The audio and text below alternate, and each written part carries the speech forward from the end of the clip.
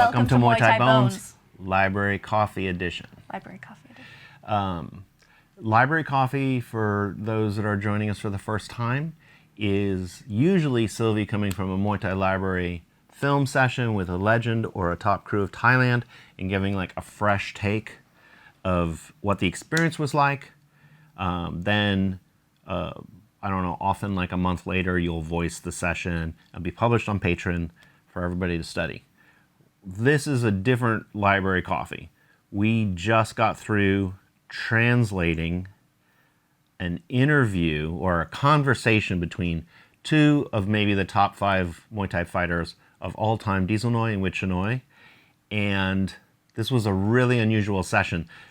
And everything about it was really unusual. And we got very excited about this. So what we're going to do is give some context about this conversation, how it developed, what makes it unique, and then we're going to talk about like the things in the conversation that impacted us personally and were meaningful. So maybe if you're watching this on YouTube, you can also get it as a podcast. If you're a patron, even $1 patron gets you. $1 of support gets you all our podcasts. Or you can listen to it as a podcast. Totally audio.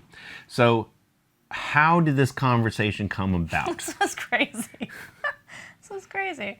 This happened like maybe 7 months ago or something. It was a long time ago. It was a while ago, right? But I didn't even know who Wichannoi was, maybe like a year or two ago. And I asked Dieselnoi, like, who did you like? Like, who did you think was the greatest? Because Dieselnoi's the greatest. And he was just like instantaneously, Wichannoi. He's like, Wichannoi Pontui is the greatest fighter ever. And I realized Dieselnoi came to my gym for 6 months, 3 days a week, as part of the Legends in Residence. And he would just talk about Wichannoi all the time. He would teach me things that Wichannoi had done. He'd be like, you're short, Wichanoi's short, you should do things like this. And so finally we were like, can you get us in touch with Wichannoi for us to put him in the Muay Thai Library? Well, we should say that Dieselnoi fought Wichannoi 3 times. Right, so Wichannoi comes from the Silver Age and fought into the Golden Age. He fought for a very long time. He's the eternal Yod Muay. He was just incredible. And he was 30 already, fighting an up-and-coming 16, 17-year-old Dieselnoi. They fought 3 times, and Wichannoi beat Dieselnoi twice. Dieselnoi was able to take the win on the 3rd fight, and then he went on his, like, champion spree for 4 years. He basically became unfightable. Dieselnoi became unfightable. But for Dieselnoi, Wichannoi is the milestone, or maybe when he became a man as a fighter, was learning how to beat Wichannoi, who already was out of his prime. And we've asked top fighters from the Golden Age, like the greatest fighters, who are your all-time top 5 greatest fighters? And Wichannoi is number 1 on many of the lists. Many lists. Dieselnoi is 2 or 3 on most of the lists. So these are like the top fighters of all time. So you were like, this is before we had interviewed other legends about how great Wichannoi was. It was just more like, Dieselnoi, you keep talking about him. Can we get him for the library? Because this is what we want to do, is we want to get these legends, especially the legends who are about to get out of teaching like aging anything. Out of teaching, aging out. Like, once they are no longer teaching, the only thing of their Muay that remains is either the echoes of the fighters they've trained, like many of them trained people when they were just retiring as fighters in Thai gyms, or the few handful of fights that are remaining of their career. And that's a long shot too for older fighters. Totally. Yeah. So Wichannoi, in that he was just on the cusp of really this, we were like, we really do want to get him for the library. So Dieselnoi was like, yes, I will take you to see Wichannoi. And so Dieselnoi like kind of chaperoned us, and we went to see Wichannoi, who is not a trainer. He taught at Pet Yin D Academy for a long time after he had retired, but he's 70, 71 years old now. He's decades removed from teaching or spending any time in a gym at all. Totally. He runs a beverage distribution company warehouse in Nonthaburi in Bangkok. So we went and met him there. You'll see this in the video, us like walking down the street and then meeting Dieselnoi outside the beverage company. With his shirt unbuttoned because he's allergic to shirts. It's Totally. very hot, and he's like, let's go in here. And I was incredibly nervous because Dieselnoi's my hero and Wichannoi's Dieselnoi's hero. So I'm going to meet like my hero's hero, and I'm super nervous, like clammy, crazy. And we go in and we sit in his office. His wife like sits us down. And she's like, he's not here. And we're like, okay. And finally, after lots of suspense, Wichannoi comes in, and Dieselnoi jumps up. Dieselnoi's a big man. He's 6'1". He's 57, 58 years old. He jumps up completely full of glee, like 10 out of 10 Dieselnoi happiness, and prostrates himself to Wichannoi's feet to say hello to him. Well, to greet him. You say hello is not a hello. It's to salute. What do you salute, say? To I don't know, but it's him? not a hello. It's not. It's like saying hello to the king. To acknowledge him, really, and to pay respect. That's what it really was. There are degrees of how you say hello to someone in Thailand, and Thailand is a very hierarchical society. So people older than you, people with higher esteem or rank or whatever than you, there are ways you greet them that show this esteem. In terms of like scale of 1 to 10, how much you lower yourself and put someone above you shows the disparity of how much you esteem them compared to you.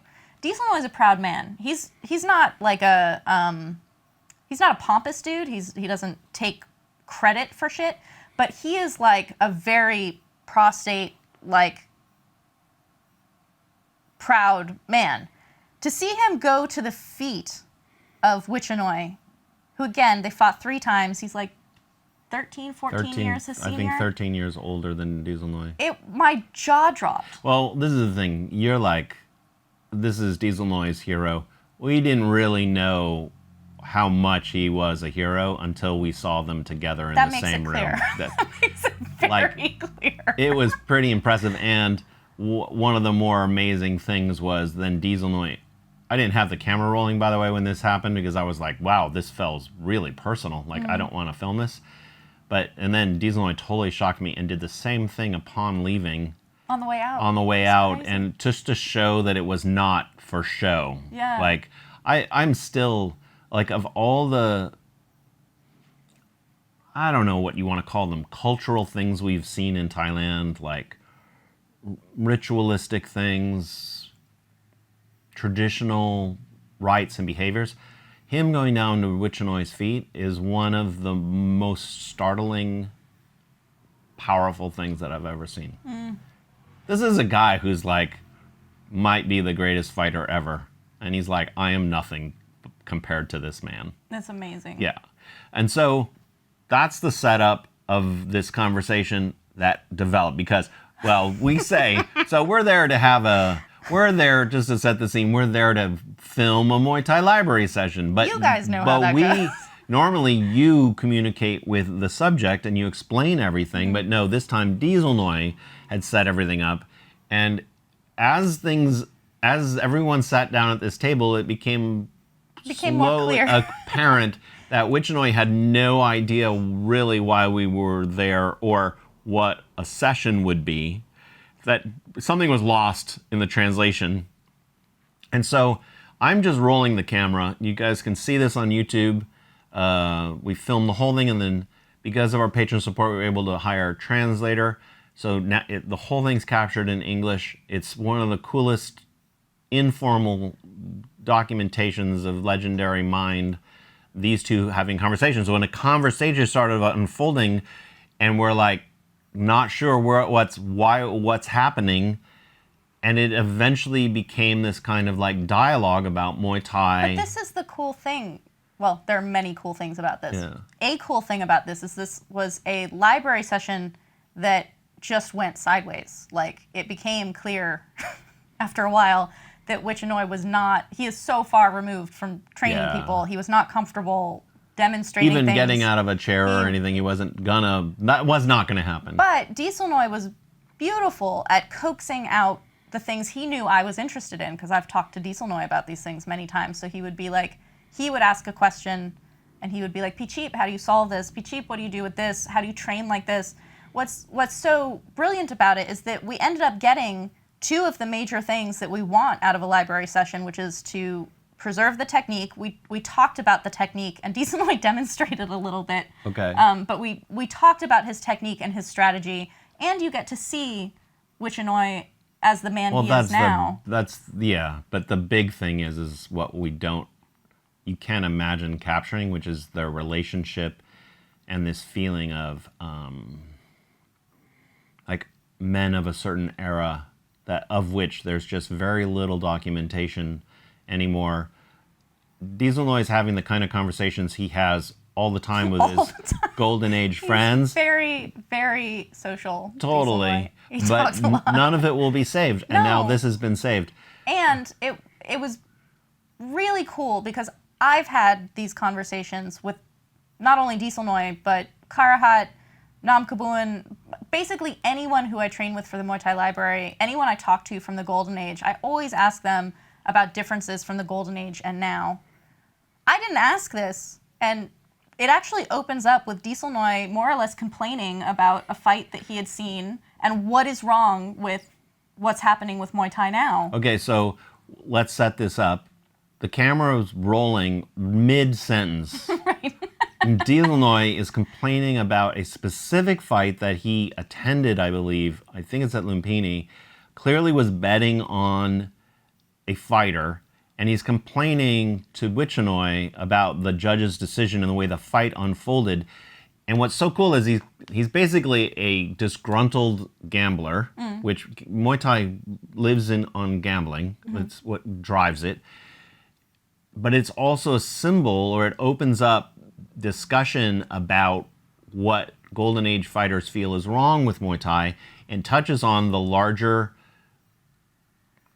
themes of, does gambling, that we've heard this from other renditions, that gambling has ruined Muay Thai. It gives insight to the ways in which older fighters see Muay Thai has changed and gambling. So the story is that the fighter that Dieselnoi was betting on was outscoring his opponent For 4 rounds. For 4 rounds. It was 3-1. It was he was displaying superior skill and control over his opponent for 4 rounds. There's another version of this that happens Dieselnoi gets into a little bit later, but at this point, what he's really talking about is, after these 4 rounds, what you do is you look to the gamblers to see who's ahead. Like, in some forms of Western scoring, you get the judges showing, like in IFMA, judges showing their scores each round. Thai fighters and gamblers, everybody look to the odds in the stadium to see who's ahead. And then fighters adjust themselves whether they're ahead or behind. Like, they know how the score is. It's a really interesting dimension of the social dimension of Muay Thai. And I just have to say this because Westerners like to take what they have heard Samart and Sanchai say, which is that gambling has ruined Muay Thai by its influence. Gambling has always influenced Muay Thai. Always, always, always. What you're talking about existed in the Golden Age. It existed before that. It's just that the way it's shaping it now is different. So what Dieselnoi is complaining about in this fight is that obviously gambling shaped his fights when he was fighting. It's shaping it to a different shape now. Like, it's molding it to a different shape now. And that's what he's complaining about. And you get to see him complain in real time to Wichannoi. And Wichannoi, so Dieselnoi is so excitable. He's like, right. Like, he feels like the universe is at stake. He's 10 out of 10. Right. And Wichannoi is just like, That's right. just very calm, That's right. acknowledging this kind of thing. And it's like, it's a beautiful contrast. You still get the exuberant kid and the mentor in a weird way. It's not right. and so the complaint is that he was up 3-1 in the odds, which means the odds pretty much say how the fight has been scored.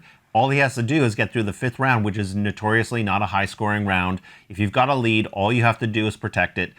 You don't have to worry about, like, the other fighter has to do something really big to, like, reverse these odds.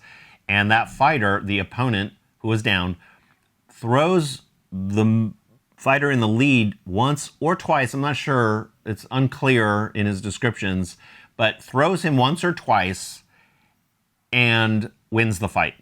And he is livid that a fighter can outclass somebody and then just be thrown to the ground twice, and all of the credit that he has accrued for 4 rounds through the scoring rounds 3 and 4 is wiped out. And there's another version that we're going to get to a little bit later where there's another reason why the score probably changed, which is also interesting. But at this point, this is where we talk about fighters complaining that power has taken over because of gambling. And this is what they mean by power. They mean you could grab somebody and throw someone to the ground and erase a lot of points. You can erase the odds. You can erase the entire narrative, the technical narrative, just Totally. by a power move. But it's, to me, I love hearing these, not because I love, like, kids these days have it all wrong. What's so interesting to me is that I hear, not only from Dieselnoi, I hear this from my own trainer sometimes talking about fights from his fighters at Lumpini and Rajadamnern, is these are people who have been in Muay Thai their entire lives. Like, Dieselnoi has been doing Muay Thai his entire life. He's not only one of the greatest fighters who ever lived, he's a referee, he's on all these different committees, he's a gambler. Like, he has taken so many different roles. He's taught all of these things. It's not he's taught, he was the trainer of 2 fighters of the year at Hapalong Gym when he was only 23, 24 years old, of Chua Pet and Panam Tung Lek. He knows Muay Thai. This dude knows Muay Thai. And Wichannoi knows Muay Thai. He was a fighter for like 20 years or something. It's crazy. To say to these men, you don't know how to score. Like, you had that wrong. They're like, how can I be watching this fight and get it completely wrong? Well, this is, for me, what's really interesting is that we've heard from Samart and Sanchai, both famously. Sanchai, I believe, interviewed in a documentary film. Samart in a very famous interview, I don't know, 7 years ago, it feels like, a chunk of years ago, both complaining that gambling has ruined Muay Thai by taking away the techniques, basically, of the female fighter, the art of it. And part of it is, like, the suspicion that Samart and Sanchai really don't like power clinch moves because they're female fighters. They want Muay Thai to score what they do well. And there's always been this struggle between Muay Thai power and female art. When we asked Samart about Muay Thai, he to this day said, I've never lost to Muay Thai, despite the fact that he lost to Dieselnoi. Like, quite famously. But in Samart's mind, that even with that blemish, he was like, I never lost to Muay Thai. So we've always felt like the gambling issue is the loss of the gambling. The problem of power in gambling is something that's mourned by fighters who are especially artful. But here you have a Muay Thai fighter in Dieselnoi, thought to be a power fighter. You see his pad work and whatnot, complaining about the same thing. Yep. And that means that Muay Thai has changed from Dieselnoi's time to now. So maybe talk a little bit about, like, well, let's go this way. Dieselnoi makes this really cool point where he's like, if you score a lot artfully and then you lose by a couple of throws, what is going to come of these fighters? Yeah. Like the shape of the scoring, what is going to come of Muay Thai? Yeah, because you're not rewarded. It's not I lost money on this fight. Yeah. It's that this trend shapes where Muay Thai is going, and not just how fighters will be taught to fight, because obviously every gym wants to train their fighters to win. That's the point. Yeah. It's going to shape what you work on, what you leave out, like what's omitted. It's very like, we don't need these things anymore. Yeah. So if power wins fights, you just get power fighters who aren't creating narratives, who aren't using the technique. Or you get Muay femur fighters who fight with less vocabulary. They take less risk because you can just get thrown in the 5th round and lose, so you don't want to risk being thrown. But it's not only the 5th round. They learn to fight entirely in a more conservative way. We've heard that many weapons, and this is where Sanchai, who ended his career fighting against really big skill, little camera interruption. It's always something. So, about taking risk as a femur fighter, that if you're not going to take physical risks by elaborating your vocabulary, maybe trying a complex way of attacking somebody, if you take that risk and you look bad, the gamblers who bet on you are like, why did you blow that fight? Mm-hmm. And so you end up producing this kind of like really interesting suppression of creative development, of skillful fighting. You're always kind of like, you have the tendency to be scolded for trying something. Whereas in the past, Yod Muay all developed their personalities through their Muay. Yeah. That you became rewarded through a star system of charisma. And like Wichannoi fought differently than Karahat. Like every single person had a rich style that was rewarded by the star system of promotions, but also the scoring system. And I think what Dieselnoi is saying, look at what happened in this fight. What is going to happen to either of these fighters because of this result? Like, where is the progress going to come to for each of these fighters? And then what is going to happen to Muay Thai if this gets duplicated and duplicated and duplicated? We've seen this when Golden Age legends come to Patron Rung, and Pinu is like, that's all fine and good, but that doesn't score now. Yeah, Nam Kabun is like, one of his nicknames was the body throw expert. He has these brilliant body lock throws, all these things that actually Tong Chai or Bank at my gym is brilliant at. He's strong, he's shorter than his weight class, he tends to fight people bigger. All of this stuff that like when they swallow him, if he could grab the waist and throw them, it would be amazing. But that was the golden age, and now if you try to throw and the person doesn't go down, you can be punished for it. Which is a weird kind of risky. like other side of this, that even the power game has a kind of conservative dimension of it, where like you can't even try power, like really artful power moves without also being scolded for blowing the fight. Yeah. Like you're told in your own fights, don't waist grab, when in fact you could develop a full-on complex waist, low clinch, mid clinch style that would be very hard for people to defeat, but you'd actually have to lose some fights. Yeah. Because when you attempt these moves, they're technically difficult, so you actually are not going to be pulling them off right away. And it's like, I think Dieselnoi is saying that the shape of Muay Thai is becoming less and less dynamic. And another dimension of this, which is really interesting to me, is he's complaining about the power move, the power side. And I'm like, there's also a problem on the femur side, which is I don't think these femur fighters are anywhere near as tough and as fluent in clinch fighting and physical in grappling as they once were. There was a time when the most femur fighters could handle themselves inside. We've seen even people like Sylvie, Samart, people who do not want to clinch. They're not only like running. No. They can handle themselves up close.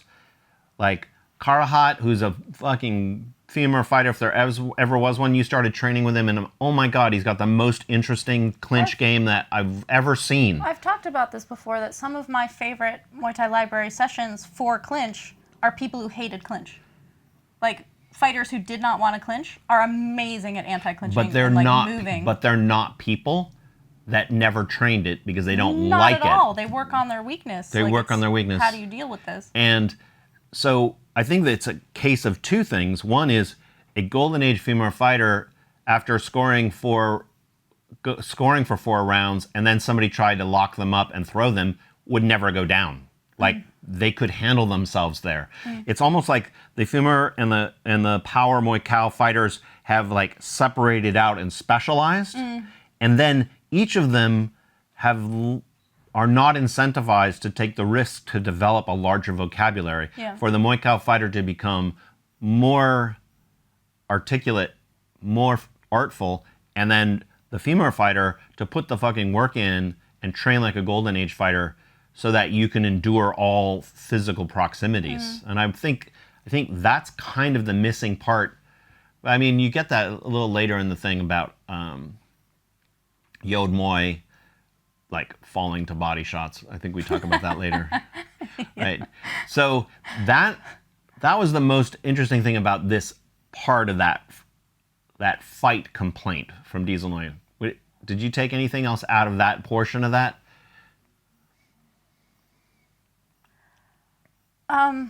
Because this gambling thing is complicated because I don't speak any Thai. You're not fluent in the culture and the language enough to understand even how gambling unfolds. Gambling in Thailand is very complex. It is so complex. There are people whose entire jobs are gambling. Like, they are professional gamblers, and they understand everything. I mean, when you say complex, I think it means you have to understand a lot about the culture and social cues, and you have to understand a lot of context to understand some simple things about what's happening when odds are going up, odds are going down, when people are saying that gambling is ruining something. It's like, it's not something we have a deep amount of insight to. This fight complaint, to me, shed a lot of light on what it means when people are saying gambling is the problem, is a problem. It's very kind of like complicated when people talk like that because gambling also has a moral kind of stain to it. Muay Thai stadiums are one of the few places in Thailand where gambling is legal. Otherwise, it's seen as like moral degeneracy, kind of. There's a lot of underground gambling, underground lotto type stuff.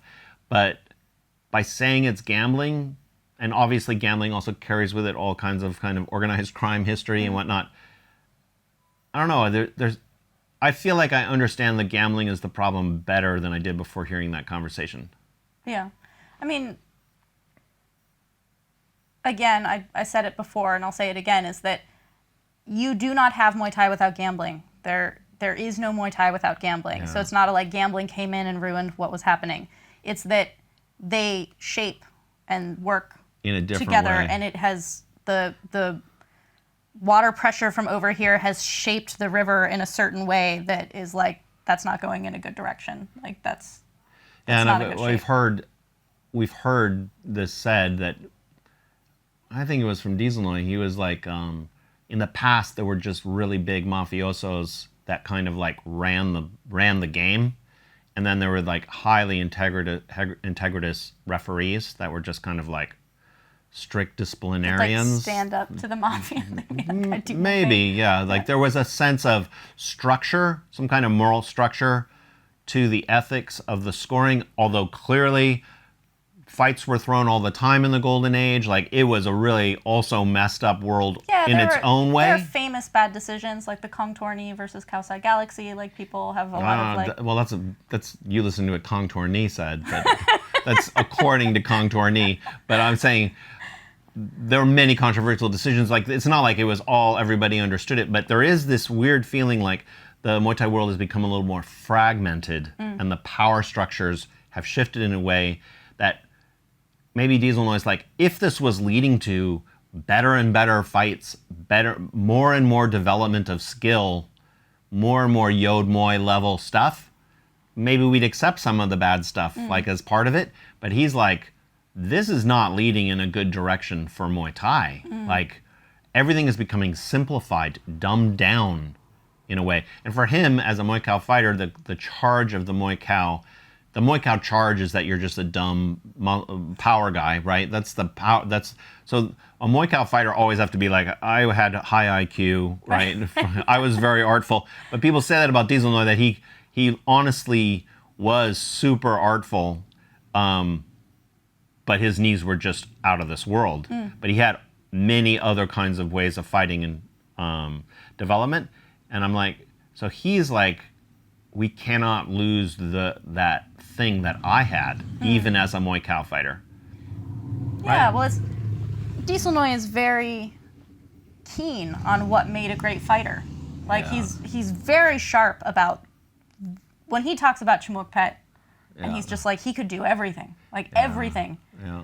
It's not this, like, throw off, like, oh, he's so well-rounded or something. Like, he's talking in a very sincere way. And when you talk about some of these fighters who we think of as like, oh, well, categorically knee fighter, like that's a strong fighter or whatever the thing is, in that day, a Yodmoy truly was a balance of that skill and that power together. Right, and then even when people were ostracized, like I think Samson Hassan was probably like looked down upon as a non-beautiful fighter, Yod Kun Pan, even they had skill and timing and things that were maybe underappreciated because of their style, their very aggressive style.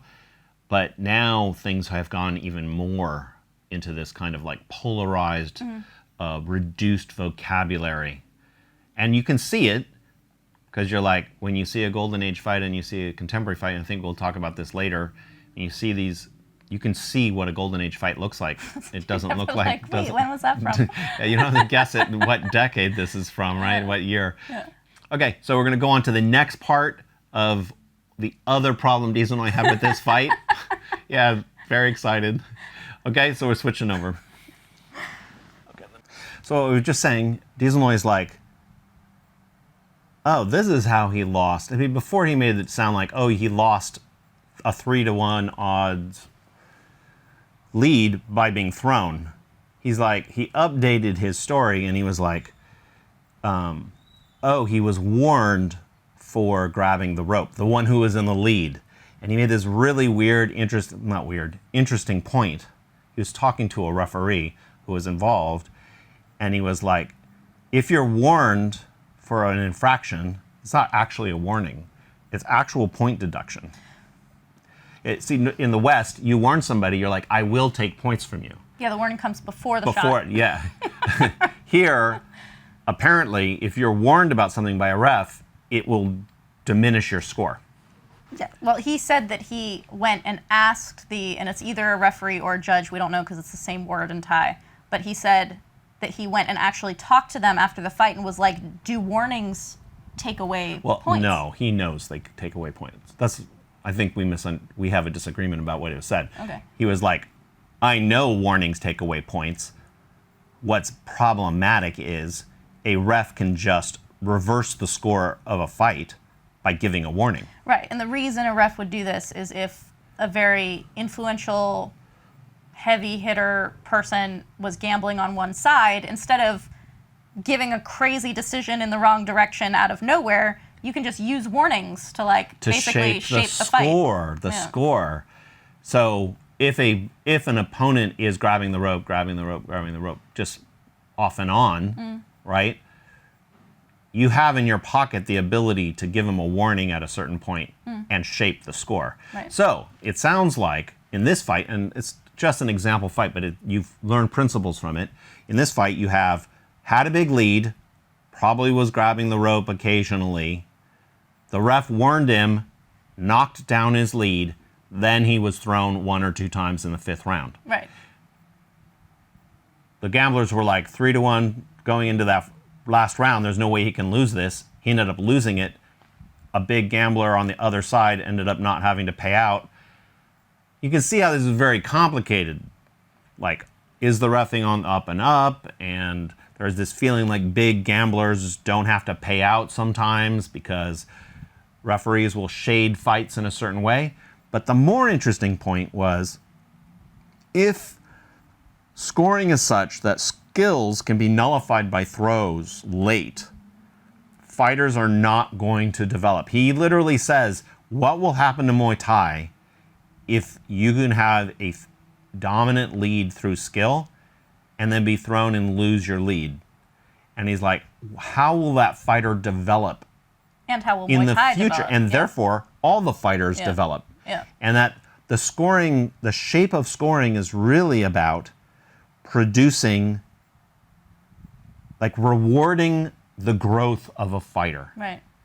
And there is this feeling like because of these power throws becoming more and more prominent and gamblers moving their money towards these kinds of moves, fighters these days are already facing a huge deficit. There's not as much money adjusted for inflation as there was in the golden age. Purses are down. The top purses are probably down 75% from the huge purses of the golden age, at least by one count that we made. Did a little research on that. There's far fewer Thais becoming Muay Thai fighters, so the talent pool is much less. Big gyms are vacuuming up all the top talent. Right. So, yeah, one gym can have 10 belts, Lumpini belts, but they don't fight each other. They don't fight each other. Yeah. So you don't actually learn and progress as a fighter the way Dieselnoi progressed. If Dieselnoi was fighting today, Wichannoi and him would be in the same gym. Like, would be under the same promotion. They would never fight each other. Like, they'd be a PK Sanchai fighter. All of Muay Thai is like under this strain of lack of development, and then he's saying also the reward of power is causing a problem. It's stunting the growth of fighters. Right. It feels like there's really no way out of it, in a way. Like, it's kind of interesting. You have to fight that way. It's also interesting. This is how you defeat Thai female fighters. By fighting the way he says is the problem with Muay Thai now? Totally, because basically you've learned to nullify their artful kicks that don't actually hurt you. They're like not powerful kicks. They're just little touch kicks, it feels like. Yeah, I literally beat Fa Chang Rai exactly in this way, where she basically was beating me the entire fight, and I put her down in round 5. I remember that big fight. In Angtong, yeah. Totally. Yeah. But this is the thing. There's always been a Muay Khao versus Muay Femur, like, eternal battle, right? But legendary fighters like Muay Khao fighters like Dieselnoi feel like it's gone to this point where power is too rewarded. Yeah, I think that when Dieselnoi is talking about Muay Khao from his generation and who great Muay Khao fighters were, if you talk to people from that age about Dieselnoi's knees, they're like, his knees were so powerful, they were so incredible, but they're not like he was a overwhelming powerful fighter. Like, people talk about his skills, and he talks about the importance of the teep and timing and like using the early rounds to shape the movement of the fight and things like this. And when he's talking about fighting Wichannoi, he's like, Wichannoi was just a level above everyone else because from this angle, I would just knee somebody and he slipped off to the side. So there was this, like, not only was knee fighting in the Golden Age not thought of as like just brute power, whereas now it's just brute power, but much more so. He was like Yodwicha is a good example, who kind of ended Sanchai's career in a way. Pet Boon Chu was just like when we went to train with when you train with Crew Diesel, Pet Boon Chu. He's like, he didn't have to kick. He didn't even have to kick. Doesn't even have to kick. It's like, why even kick? Just you could block just and knee. Block, grab, knee. Block, grab, knee. And he's a great fighter. He's one of the most decorated fighters. Totally, and rightfully celebrated because you can only win within your scoring. Like, I remember when Samart was making a great big public fuss about this scoring thing, some commenter, and I hate to even give commenters credit, but he's like, P-Mart, you run a gym, you better start teaching your fighters, like a Thai gym, you better start teaching your fighters how to fight according to the new scoring. You can't just have artful fighters that never win, because people are betting on you, on your fighters. And it's like, you can't fight, you cannot run a gym as if it's in the golden age. Yeah. So, But, and this is also important, is that when Wichannoi is talking about what makes a Yodmoy, what makes a great fighter, you have to have the skill and power. He's like these fighters have skill, but they have no power. Their weapons aren't dangerous. It doesn't matter. And we did a watch with me of Karahat versus Wichannoi. This is fucking golden age. And Wichannoi won that fight, and you and I were like, Karahat won that fight. And when they interviewed them afterwards, Wichannoi was like, I have power and he doesn't. Like, it's the two. Karahat won that fight. He did win that fight, but I'm saying that even in the golden age, power and skill. This is the other half together. of this equation that I find super interesting. You have the female fighter who's like scoring, pop, pop, pop, pop, pop, right? And you have then the Muay Thai fighter at the end throwing him, winning. This is the thing. Not only did Muay Thai fighters in the past, like say Dieselnoi, have an ability to go to a teep game or to a kicking game, like to not rush in, like to change. Totally. They had a wider vocabulary. Muay Thai fighters were unbelievably tough. And they weren't tough because they were tough guys. The training of female fighters out in the day was at a very rigorous high level. You were saying that one of the things about Dieselnoi and Samart, that fight, the Holy Grail fight, is like Samart is taking Dieselnoi's knees and looking like they're not a problem. You watch Dieselnoi at 58 years old, knee a padman in patron run. Through the belly pad. I remember when it's like the first time the padman holds for him because they have no idea. There's this like 58-year-old man and Dieselnoi just goes whop with his knee, and the technique is so good that the transfer of power is so efficient that it goes through the belly pad. And I'm like, and Samart is taking that knee. Without a belly pad. Without a belly pad. When Dieselnoi's like 23 in years his old. prime. Over and over and over again. Yeah. And this is what I think. I'm like, it's not just that power fighters are being rewarded, but I also think female fighters are nowhere near as strong and badass as they were. Not only were female fighters more articulate, Muay Thai fighters more articulate, female fighters were way tougher. And you get this when you see technical fighters of the golden age get into some serious scraps. Like, they could fight a power game too. Like, we started, when you trained with Karahat, we're like, oh, he's Mr. Fancy, right? Mr. Femur. He's got a huge clinch game. Like, an unbelievable clinch game that he did not use very much in his Golden Age fights. No, but it's what allowed him to fight people much bigger. And if you fight clinchers, people bigger, you have to be strong. You can't be like a little fighting bigger people. It can't happen. And this is what I want to say, maybe to Dieselnoi. I wish I spoke Thai and I could sit with him. I'm like, yeah, that guy got thrown twice in the 5th round. In the Golden Age, he would not have been thrown twice. Like, his competence in the clinch and his training regimen, his rigor of training, would have made it impossible to throw him in the 5th round. Yeah, and his balance. His balance, exactly. Balance. Like, it's not just that Muay Thai's power is being rewarded. It's that femur fighting has kind of become less powerful. And Muay Thai fighting has become less articulate, and they've split. The divisions are broader now. Like, the gap is wider between those two styles. And then the difficulty in these the way it's trending is also femur fighters are discouraged from developing more and more and more weapons along that line because you can't take chances under gambling situations. Whereas in the past, there was maybe more of a sense that you could, maybe. We don't know enough, right? Yeah. I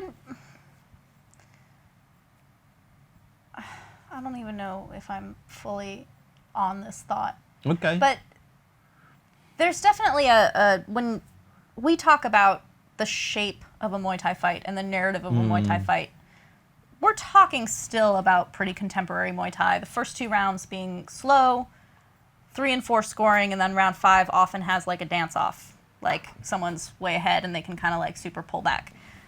The distinction in all of those narratives in the Golden Age were not as like, okay, we can exchange our money in round 4 already. Well, people we're fought also looking through at more, some yeah. of the best Yeah. fights of the Golden Age. They're That's picked. true. Like, they're Yeah. the One Sung Chai selections. Yeah. So what we know of the legends, who we know, which fights we know, is shaped by what's available and Yeah. what's published. Totally. But the, like, when I watch a Golden Age fight, when someone has a very clear lead and they can start pulling away and backing up, it's not the, like, we're burning out the round waving thing Sometimes that you see it now. can be, very though. rarely, though. We watched a very good fight just last night that, like, the incremental way in which the red corner took over. 1982. Yeah, it was the same card as the Dieselnoi versus Samart fight. But it... In round one, we're like, there's no way. Like, there's no way. And then it just went like this, and then... You're just saying words. No way what? I don't know what you're saying. That fight, this fight that I'm talking about, was very much a power fighter versus a, like, skilled timing fighter. It was like these styles matching up. And what was the And no it way? was, like, riveting. It was not a, like, oh, well, the smasher's going to smash. But what was the no way? When we were like, who has this fight? And then we had to be like, was that knockdown in the first round important? Like, if you're giving the, like, typical Western breakdown of how fights work, first round should not matter at all. Okay. And yet we had to go back and be Why is like... that Western? The way Westerners explain Thai scoring. They're Including like, us. Including us. Yeah, we're like, yeah. rounds 1 and 2 are nothing. But when we're watching this fight, it's like, that meant something. I think that... Well, that was a count. Yeah, but I think that when Dieselnoi... I feel like we're getting lost on this. Okay, then skip it. Go somewhere else. But when Dieselnoi and Wichannoi are talking about what the fuck happened in round 5, like, I was following the story, Yeah. and then it just made no sense. Like, the end of Penny Dreadful. Like, you just gotta fucking end it. So we'll just, Terrible. like, throw it this way. And they're like, that's not scoring. Like, that's not Muay Thai. This is just something messed up. They're talking about a kind of narrative structure that I think that even though I think I really understand narrative structure, I don't even see anymore. Like, the changes that they see are so much deeper than the changes I can see, being like, that's Golden Age, this is modern. The part of the thing is we don't even fucking know what Golden Age is. I mean, when you put a fight on and you're like, is this Golden Age or not? You know right Oh, away. for sure. You know right away it's You're not like, a contemporary fight. Is this from the 70s? Yeah. Yes. No, it's a really... It's just a different mode of fighting. Yeah, It doesn't totally. exist anymore. But like you say, we're just seeing little snippets. They lived the entire era. So we don't even fully know. You have to see the mediocre fights at that time. You have to see the bad fights. You have to see all of it to know what was really happening. But what I think maybe what I was trying to get at in my convoluted thing is when Dieselnoi is talking about that fight was entertaining or that fight wasn't entertaining, it's this push and pull all throughout. Like the narrative has tension. It's like a race all where throughout. This race where you're And a lot of fights now, by round 3, you're like, well, I already some of those know where fights this is we going. watched 2 fights from that card, 1982, and they were like, there was that feeling like, Yeah. who's going to pull ahead, who's going to pull ahead, Yeah. and in what way. So what else in this conversation was like appealing or powerful to you personally? I really liked that, again, because this is like my Ajarn talking about his Ajarn kind of thing, is that like when Dieselnoi talks about how important it is to solve your opponent on the ring, and like you have to look at what they're doing and like have an adjustment to it. And then he's like, have Wichannoi talk about it, because Wichannoi was like the king of this kind of thing. To me, it was really, really interesting to have them talk about their fights with each other. Like, Well, that was actually incredible because these fights do not exist anywhere, and there will not be a discovery of the film of them in all likelihood. So they only can exist in the reports of them. And here we have 2 legends talking about how these fights went. reporting on each other. What do you mean? Like, you have reports of it from people who watched it. Yeah. We have reports of it from people who fought it. Totally. Like, Dieselnoi is talking about how these are two incredibly dominant fighters. Yeah. Like, Wichannoi beat everybody. Yeah. Dieselnoi beat everybody. And Dieselnoi is like, normally, I would get in this position, I would throw my knee, and it would be like an incredibly hard knee on someone. And he's like, he was short. Wichannoi was short. And he just would like, whoop, like slip to the side from these knees. And then the way Wichannoi talks about it is like, oh yeah, it's really easy to dodge Muay Cow knees. You just slip to the side, slipping's super easy. And you're like, if it's super easy, everyone would do it. It's not. But people aren't doing it. Like it's this, I think the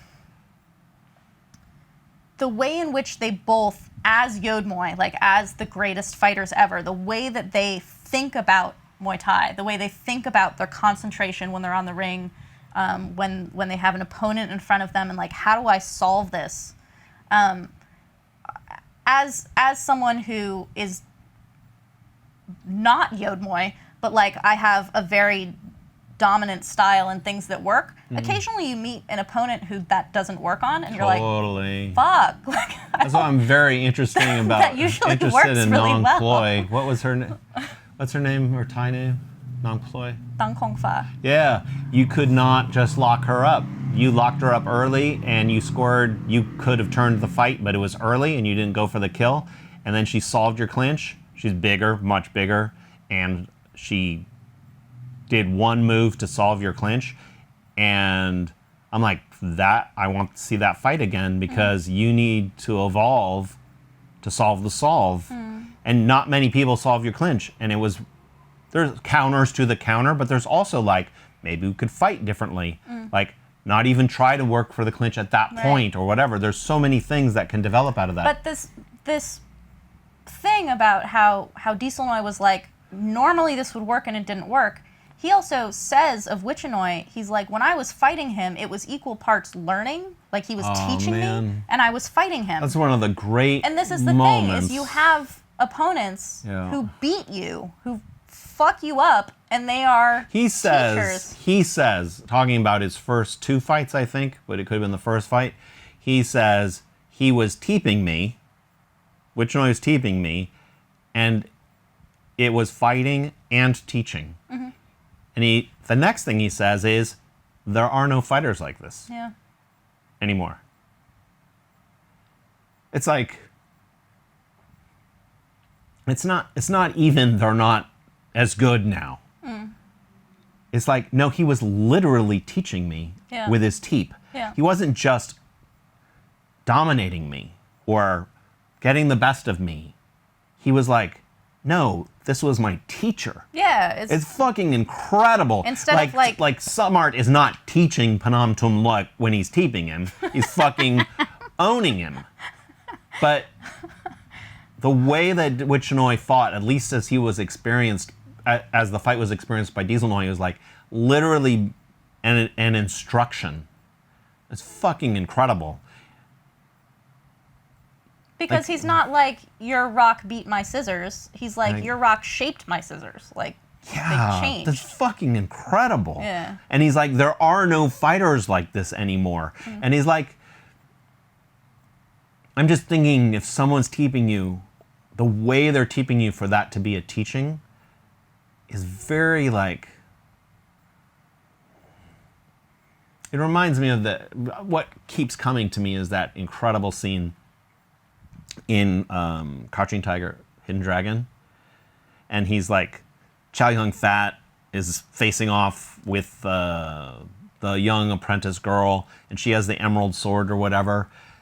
And she's like all about the sword, and he's like, go ahead, have the sword. And he picks a stick up, and he just is like fencing her with the sword. She's got the sword, he's got the bamboo stick or whatever, and he's just like whop, whop, whop, and then he like disarms her. And he's like, it's not the sword. And that was him teaching her by being one step ahead of her at every moment. I feel like that's what was happening when fucking Dieselnoi's losing to the teep of Wichannoi. And there's another thing that really affected me.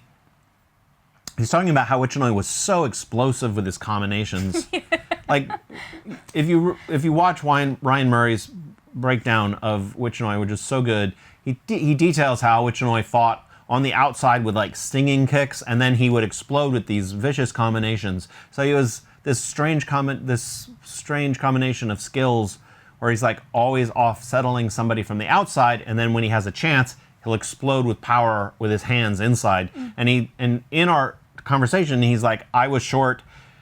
Anytime there was an opening, I had to just throw everything because I don't have many chances as a short fighter.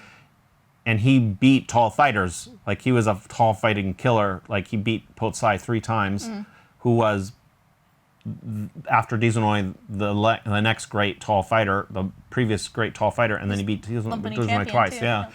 And Dieselnoi's talking about getting hit by Wichannoi, and he goes, it's very cool. I'm trying to think of the exact words. He's like, the king was watching, and I couldn't stand up. Yeah. Fuck. He's actually talking about getting hit so hard by Wichannoi that he saw stars. He's like, I'd never known what that meant before. And then he's like, look at a light and go like this. That's what it felt like.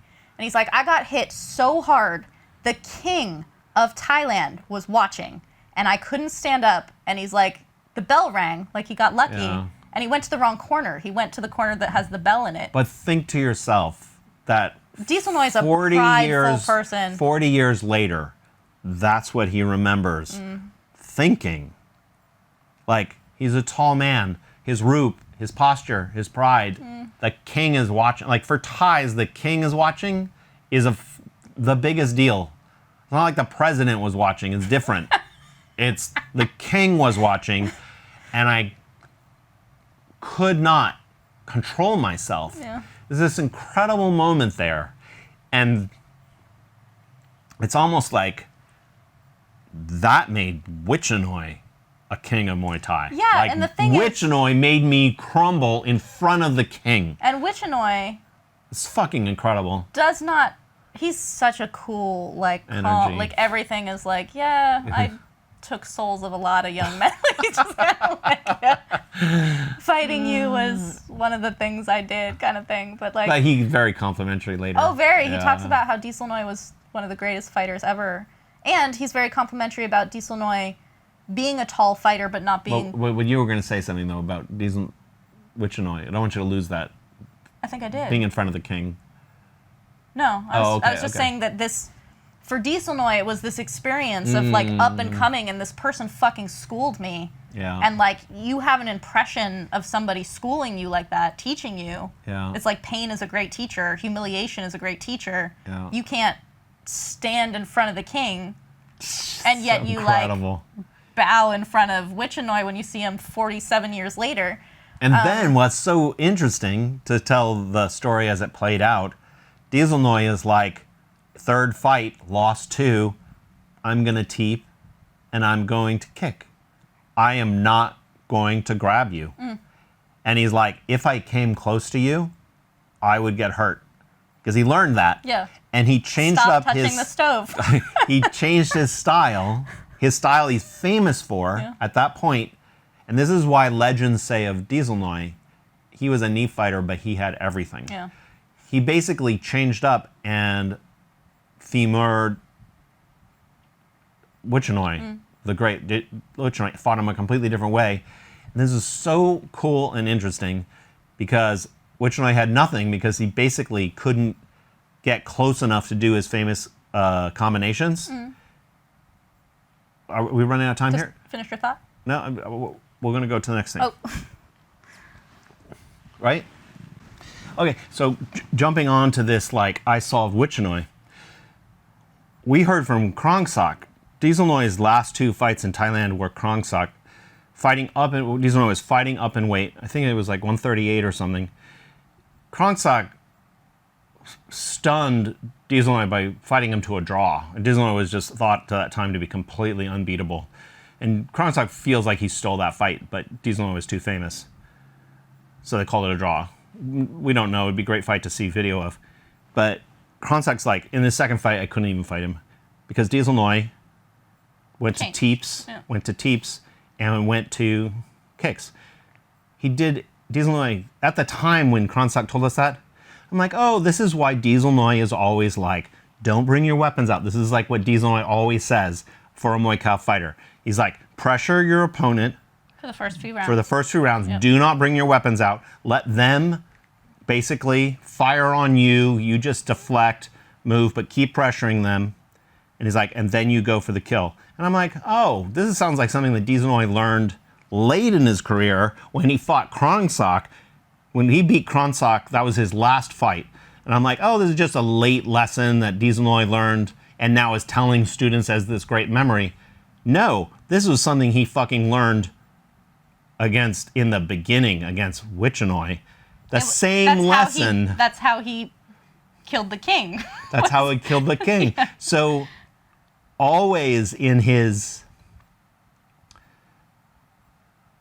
arsenal was this possible move.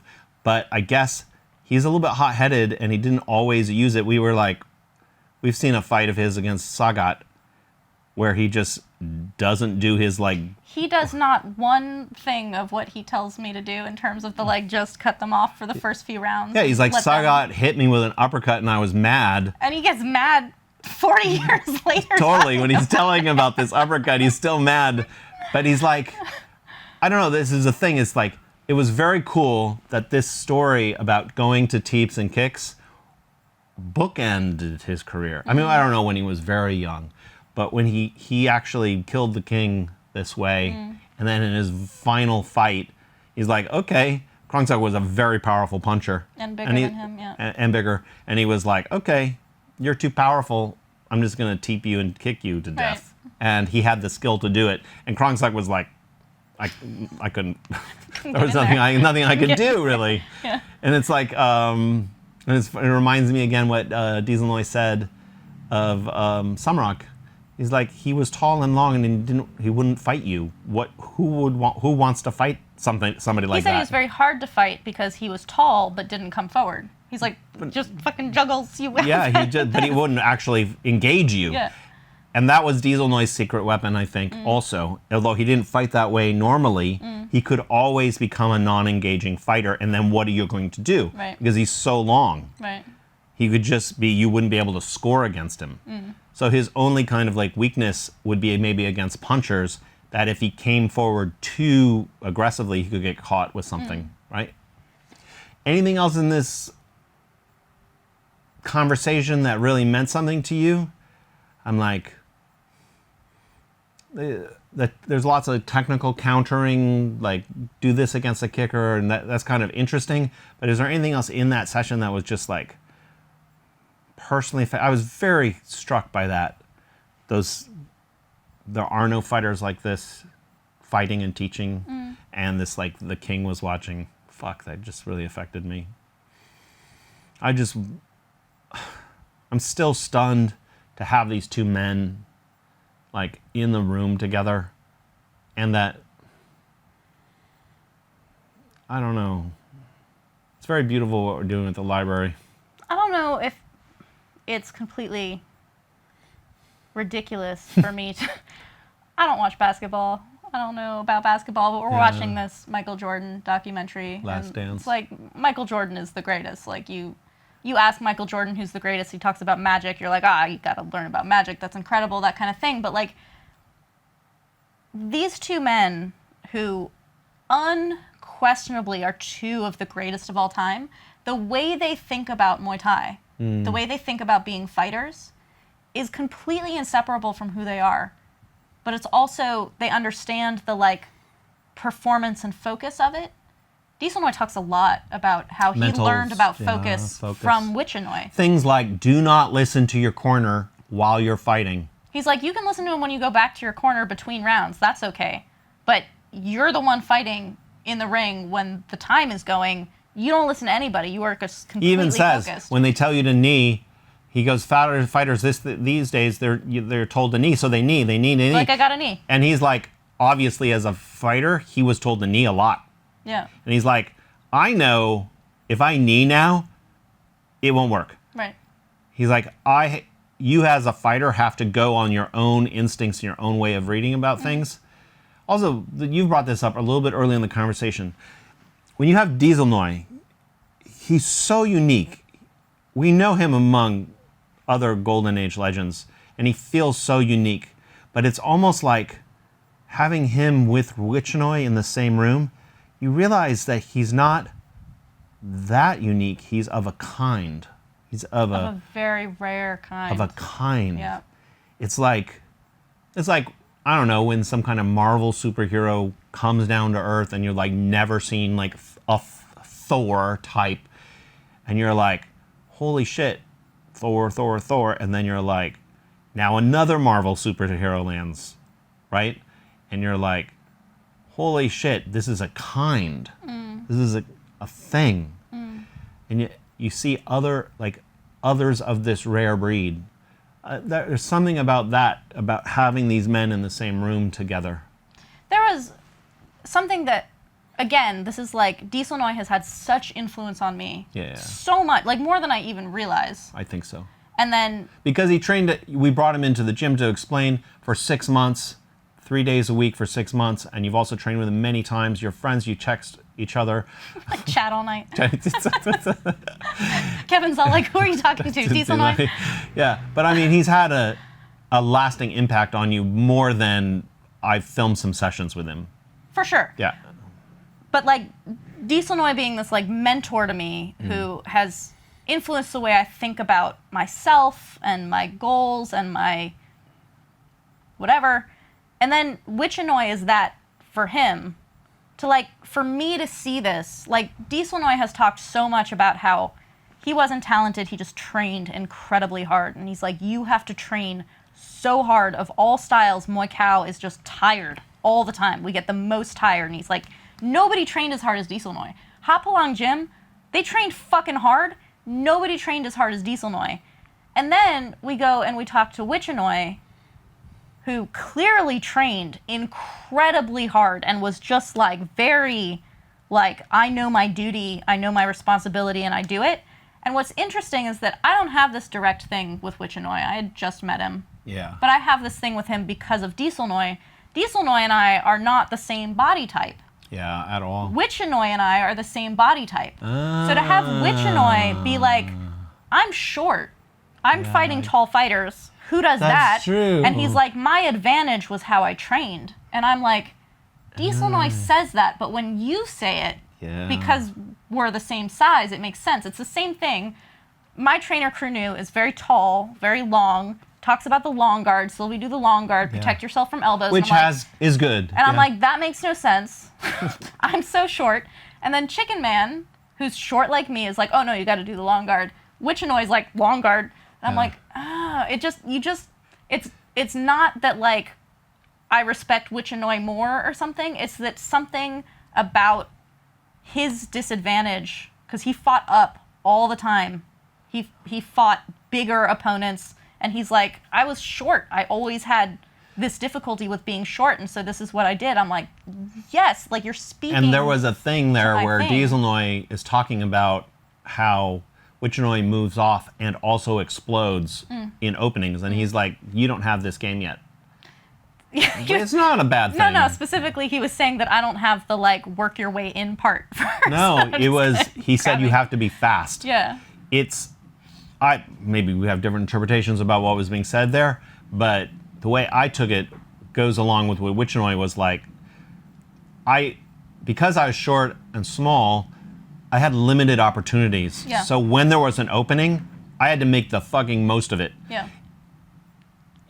And I believe that Dieselnoi is saying this a little bit about you, is like, because you're fighting tall, yeah, you're going in for the clinch where you can be dominant, but he's like, you have to be fast. Because if they move when they move is when you can score.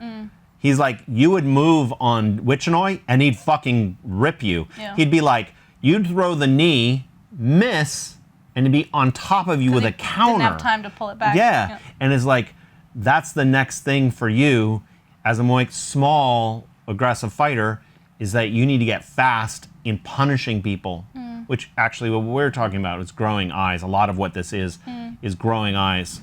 It's also interesting to me, and this is something that I just thought of, is that everyone who we ask for their top 5, when they're talking about Wichannoi, they talk about how smart he was. They talk about how skilled and how smart he was. He's Muay Mat.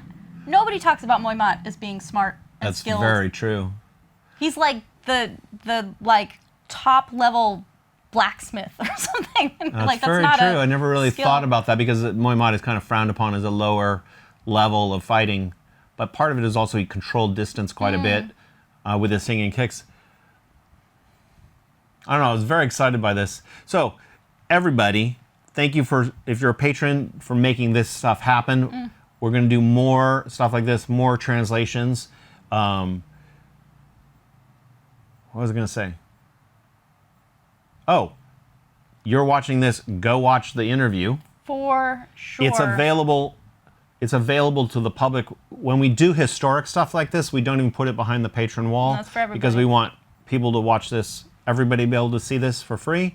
But in pledging and supporting, you make more of this stuff possible. So when we get our patron support, we make stuff for our patrons, but we also try to make stuff that's going to be out there forever, and this is one of those things. Any other final thoughts? Go look at Wichannoi stuff. Look at this incredible article. Oh, it's really by good. Ryan, which is really good. Go look at his fights. And I suggest you read Ryan's article, because I've watched Wichannoi fights since we originally filmed with him, and honestly, I got decent eyes. I couldn't see really what was so special about it, but he thematically created a really nice framework in which to understand his fights. So I would say read the article and then watch his fights. And maybe more videos of these great old fights will surface. We got the fucking Samart. Thank you, Harry. Yeah, A patron who found this fight, the Samart versus Dieselnoi fight. And this is one of the other things that's really cool about this. We're talking to the mentor of Dieselnoi.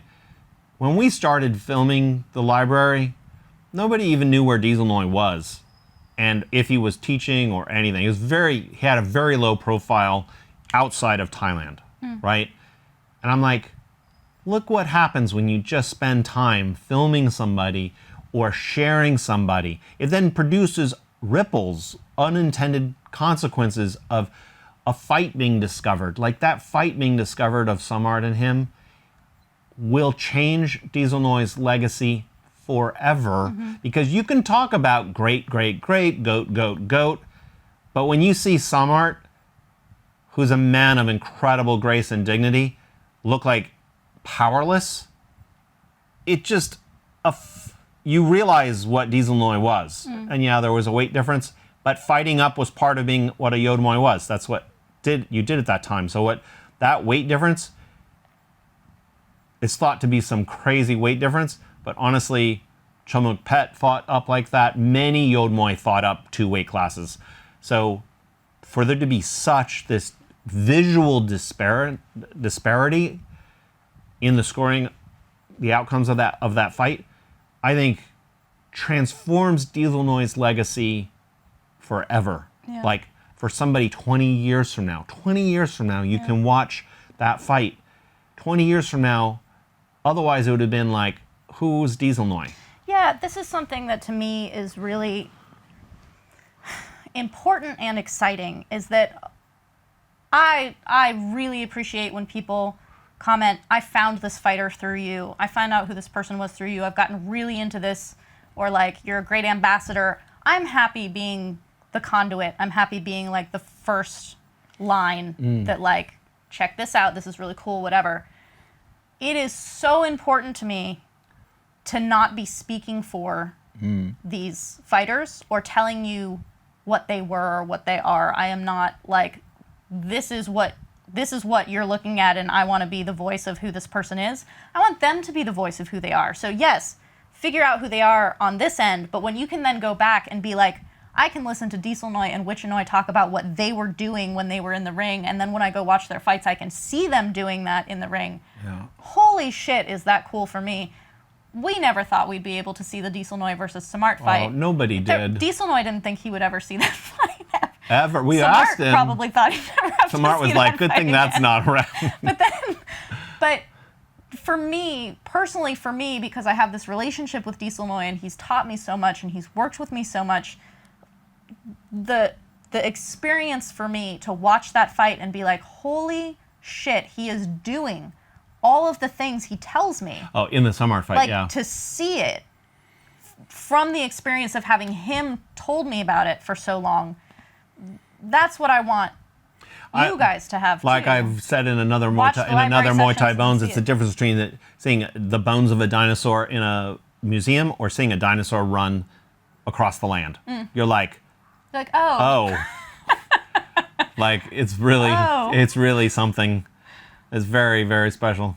Okay, that was a lightsaber coffee. We actually went much further than we thought we'd be. Totally. But you know what?